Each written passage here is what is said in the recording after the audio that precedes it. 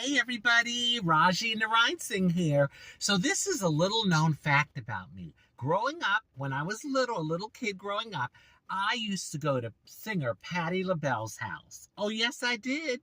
Oh, Patti, Patti. Well, let me explain. So I was born in Brooklyn, New York, USA, but I grew up in Philadelphia, Pennsylvania. And I grew up in a neighborhood called Mount Airy.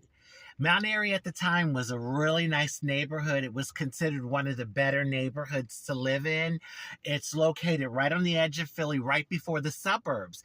And it's funny, when I tell people I'm from Philly, they think concrete jungle and inner city. Now, I went to school in the inner city, but I grew up in Mount Airy. That was my neighborhood. And so we grew up with lawns and trees and that sort of thing. Really, really nice neighborhood. Not so much anymore. Thankfully, there's still some decent areas, and my mom's street is still very nice, thank God.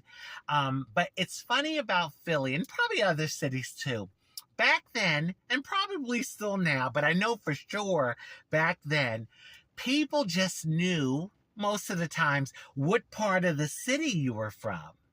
Like if you were from North Philly or South Philly or West Philly or Kensington, people knew, and especially if you were from Mount Airy. Oh yeah, I can't tell you the number of times someone would say, I know what area you're from, or I know where you're from. You're from Mount Airy. And I'd be like, how did you know that? Oh, we know.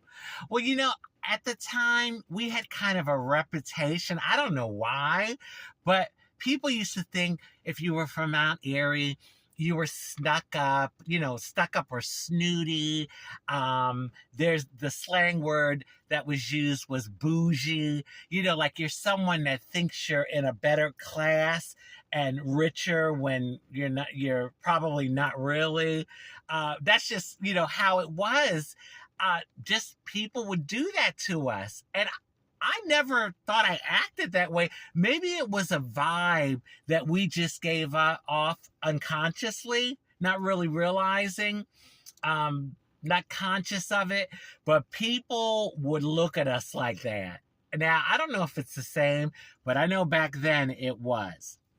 So, Patti LaBelle lived not too far from my house. I mean, a few blocks away. Literally, I could walk to her house. I could ride my bike.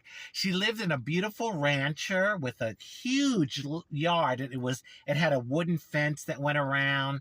And since that time, she moved to the suburbs. I mean, as her career evolved, she ended up moving out to the suburbs. But when I was a kid growing up, she was there, a few blocks away. So many times we would say to my mom, let's go to Patti LaBelle's house. And not all the time, but my mom sometimes would say, okay, let's go to Patti LaBelle's house.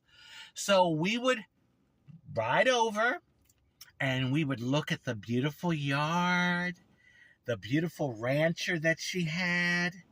And sometimes the curtains would be drawn and there'd be people in the living room. And I'm sure a few times it had to be Patti standing in her living room. And I know what you're thinking. Now, I didn't say I went into Patti LaBelle's house. I said I went over to Patti LaBelle's house.